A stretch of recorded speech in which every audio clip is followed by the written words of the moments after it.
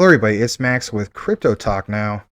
Interoperability is something that gets brought up quite a bit, but understanding the nitty gritty of what it really is all about is what is key to not only us as in retail investors, but more importantly, to those who are in the financial sector.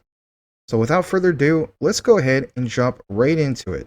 So, as we can see right here, this comes straight from R3, and this is in direct correlation to what Quant is all about as far as interoperability.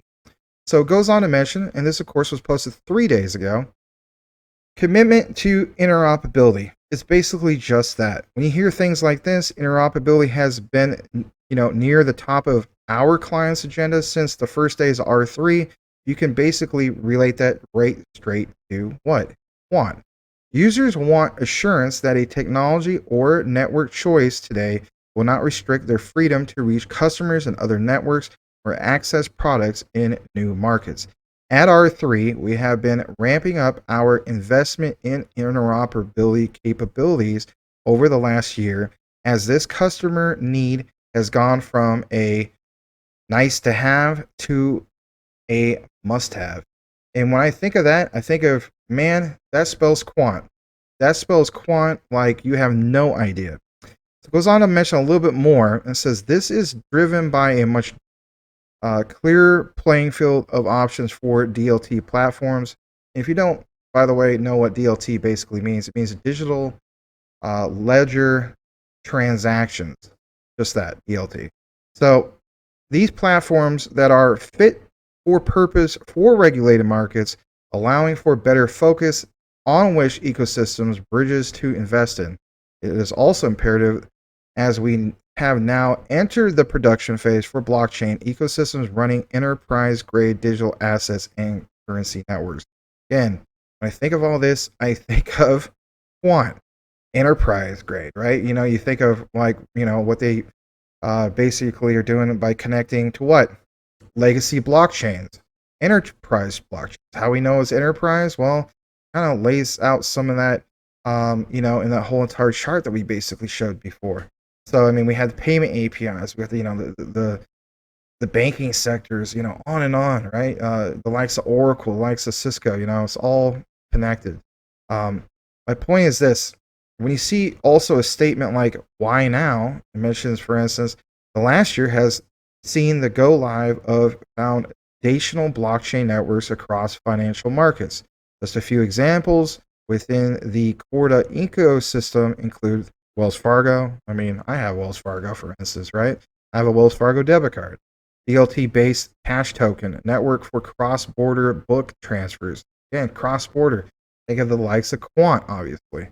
The Central Bank of Sweden, retail central bank digital currency as in CBDCs. They always get brought up when it comes to ISO 222 compliancy, right? The 6-digit exchange of Switzerland, on and on and on. But most importantly, it's this just right here. The path forward for interoperability. Again, when I think of that, the path forward, what is the premier path forward? It's Quant. Quant connects literally everything. When we think about interoperability, specifically around transacting digital assets across different DLT networks, there are two distinct models we need to pursue. Number one, asset bridging, moving an asset from one DLT platform to another, right? Atomic swaps, exchanging two assets on two different DLT platforms, like it mentions here, such that both assets are exchanged within each network simultaneously. So again, I mean, I realize that this is from R3, but again, like when you see things like, what they mentioned, such models of interoperability aren't new. In fact, they are researched by the Monetary Authority of Singapore and Bank of Canada. What do we basically know from that? Well, for instance, we point out in a recent video here at Crypto Talk now, you had that whole meeting, Gilbert Verdian, who's the CEO of Quant, with the likes of what? CEO of Bank of Canada, right? He's having the big meeting, meeting with Visa. Why would he want to meet with Visa? Well, think about it. He has a background with what? MasterCard. So again, some of these things. And of course, we outline other things like they're really significant. For instance, having the likes of that particular professor from MIT, so on and so forth, right? But when I also see things like this, and of course, shout out to Michael Cornwell, who has just been doing an absolutely great job reporting these type of things to us, is worthy of a great mention. And you, of course, if you want to help out with reporting news highlights and whatnot, we love to put you guys on positive blast and mention you as well. So, if anything, he mentions Quant is not a crypto company. It is an operating system that the entire world will have to use because it's the only one they got for Web 3. It solves, like the highlight of this video, interoperability. Plus, it connects anything to anything like Web 2, TCP IP. Of course, do your own research, do your own homework, right? And, who's at the center of it all, right? Like we mentioned before, Quant with its overledger, right? For instance, I mean, you see how Ripple basically is connected to that. Stellar Lumens, like I personally hold Ripple, I hold Stellar. You know, we hear about IBM. Why would IBM be interested in the likes of connecting to Quant? Because IBM has always been able to consistently do what? Keep up with the times at interoperability. Of course, there's some of these other ones here, but you can see at the bottom how, all this ties into what? ISO 222. And that is on what? The near horizon coming up, especially with what's coming up in November. Moving along, see things like this. What if how much money you would have today if you had invested $5,000 in Quant Network 2 years ago? Your investment today, listen to this, would have a value of $63,490.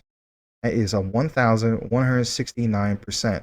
I thought I was doing well because I put 8K into Shiba Inu back in May of 2021 when it was at 0.5 zeros and a number, and watched that 11x to about 88K, right? I'll try to do that all day. Don't get me wrong. Is it an apples and oranges comparison? Well, absolutely. But the point is recognizing good, solid utility projects. Yeah, Shiba Inu is going to have, for instance, they're trying to get the utility. But what about this? What about something that really has the what? The utility. So, for instance, when you see the likes of this, I'm going to zoom in a little bit more. It says how much, of course, like it mentions, if you would have, how much money would you have today if you invested $5 million, like we mentioned, Quant 2 years ago? And it kind of shows you just the gist of just that. I just want to zoom in a little bit more. It's tremendous, absolutely tremendous, to say the least, when you see things like that.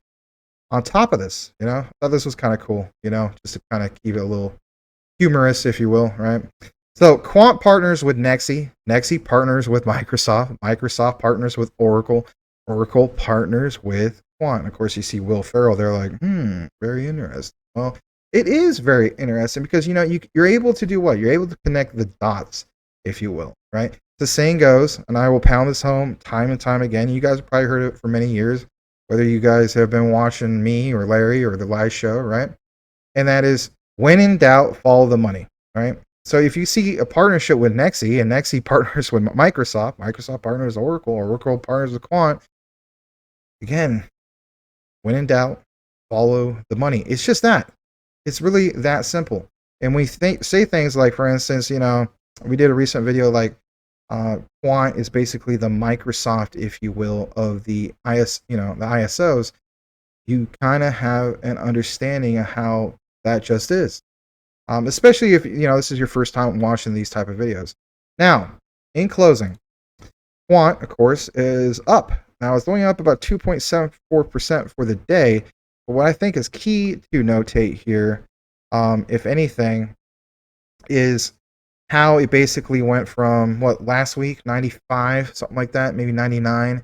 Now it's up to 108. Again, there's some key factors to point out. So for one, they do have a confirmed market cap. They are top 50 crypto. And on top of that, look at that circulating supply.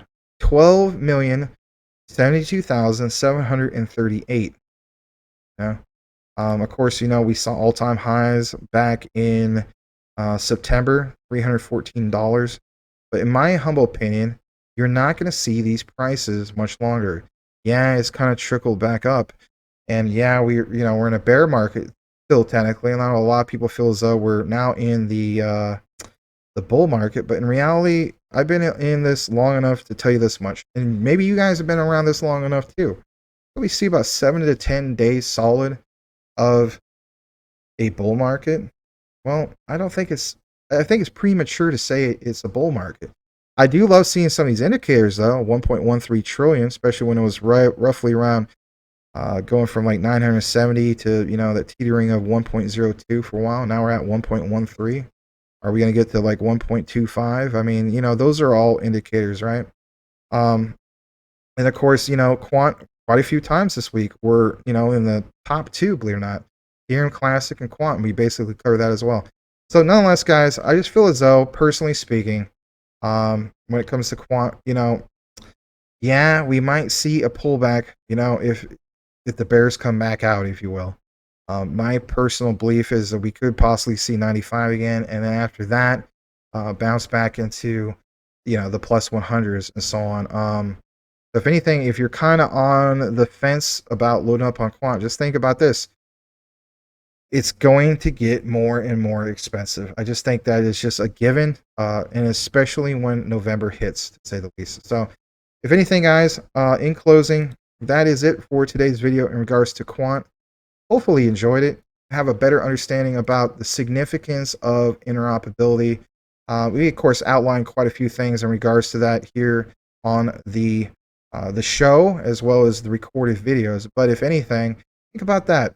You're a client and you're demanding from, uh, you know, the likes of various financial institutions that, this is what, you not only need, but like this is a must have, right? Because it changes the dynamics of how, workflow comes and how quickly it needs to be done. Again, I'm going to keep pounding at home all the positive catalysts for Quant. And if anything, you should do the same. Because if anything, you should recognize the significance behind interoperability.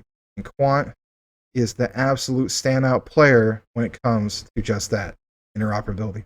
With that said, everybody, thanks for watching today's video on Quant. Like, comment, subscribe if you haven't done so already. You all have a blessed day, and we'll see you on the next one.